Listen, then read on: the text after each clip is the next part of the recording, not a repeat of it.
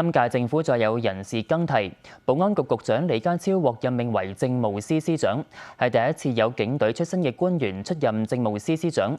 而警務處處長鄧炳強就出任保安局局長。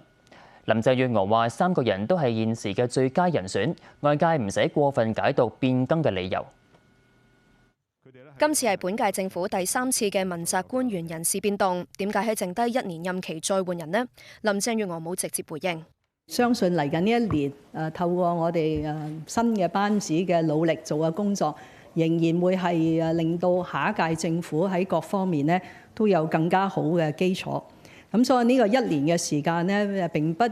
左右到話喺需要嘅時候要作出人事嘅變動。曾經有傳聞公務員事務局局長聶德權先至係林鄭月娥屬意嘅政務司司長人選。佢強調今次更換嘅人選都係自己提名，強調李家超有能力勝任。今日公布嘅3位獲得中央任命嘅官員，都係喺呢一刻最佳嘅人選。我本人呢係對佢哋嘅能力毫無置疑，無謂去猜度每一位官員邊一位官員係比另一位官員適合。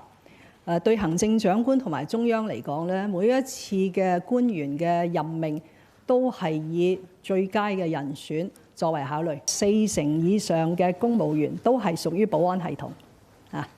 咁所以李家超係可以喺過去4年統領緊呢紀律部隊呢4成嘅公務員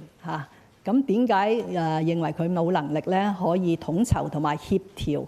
喺整個嘅政府裏邊嘅不同嘅政策局嚟到去處理有關嘅工作呢？被問到有意見認為新任命令到香港成為警察政府，佢話只係用人唯才。政務司司長呢個職位亦都曾經係以有商人背景，亦都加入過問責團隊嘅唐英年先生嚟到做。咁所以我覺得都係用人唯才，